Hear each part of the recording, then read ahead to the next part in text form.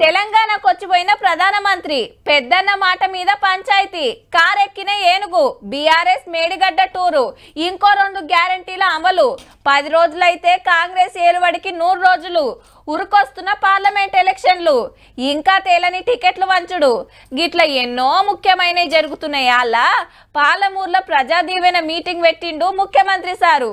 అరుచుకుందాం పాండ్రి మరి ఏమేం మాట్లాడిండో.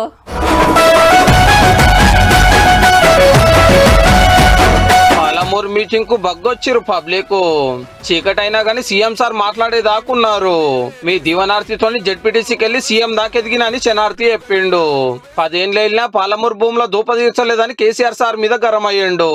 ఉరిసేసుకొని కూర్చొని తుమ్మిళ్ళని పూర్తి చేయలేదు కానీ మందేసుకొని ఫామ్ హౌస్ లో బోర్ల బొక్కల వండుకుంటు. రాష్ట్రానికి వచ్చిన ప్రధానమంత్రి గారిని కలిసినందుకు బీఆర్ఎస్ వాళ్ళు ఎడ్డిస్తున్నారు కదా.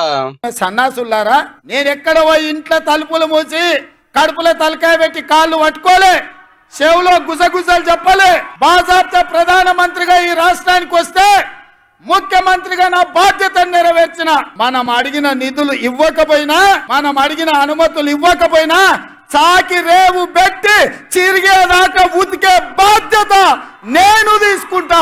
బీఆర్ఎస్ పార్టీకి కొత్త పేరు పెట్టిండు. ఒకటి బిల్లా, ఇంకోటి రంగా, 2 కలిపితే సమితి. బీఆర్ఎస్ అంటే బిల్లా రంగ సమితి అని చెప్పిండు. నాకు నిజంగానే హరీష్ ను కేటీఆర్ ను చూస్తుంటే అది బిల్లా రంగల సమితి లాగానే ఉంది. చెప్పినట్టే 2 లక్షల జాబులు పక్కా ఇస్తామన్నాడు. 3 నెలల్లో 30,000 ఉద్యోగాలు ఇచ్చి నిరుద్యోగ యువకుల్ని ఆదుకొని లక్షలాది మంది నిరుద్యోగ యువకులకు విశ్వాసాన్ని మేము కల్పించినాం. కాంగ్రెస్ గవర్నమెంట్ పడిపోతుంది, ఎక్కువ రోజులు ఉండదని ఊకు అంటున్నలకు ఈ వార్నింగ్ ఇచ్చిండు రేవంత్ రెడ్డి సారు. కొడకల్లారా, ఎవడన్నా టచ్ చేసి చూడండి, మా పాలమూరు బిడ్డలు అట్టి కనికలై మానవ బాంబులై నా కొడకల్లారా ఎవడన్నా మిగులుతే నేను చూస్తా. ఒక్కనొక్కని పండబెట్టి తొక్కి పేగులు తీసి మెడలేసుకొని ఊరేగుతాం బిడ్డ ఎవడని ప్రభుత్వం మీదకి వస్తే. 2024 నుంచి 2034 వరకు ఈ 10 ఏళ్ళు ప్రభుత్వం ఉంటది. ఇది మా కార్యకర్తల మీద ఆనా. ఇక బీఆర్ఎస్ బీఎస్పీ పొత్తు మీద గిట్లా అన్నాడు. మాదిగల వర్గీకరణకు అసెంబ్లీలో కొట్లాడితే నన్ను తమ్ముడు సంపత్ కుమార్ని అసెంబ్లీ నుంచి సస్పెండ్ చేసినోడు ఆ చంద్రశేఖరరావు.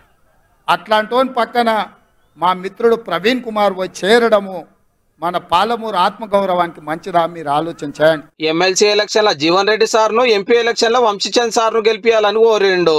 జై కాంగ్రెస్, జై జై కాంగ్రెస్.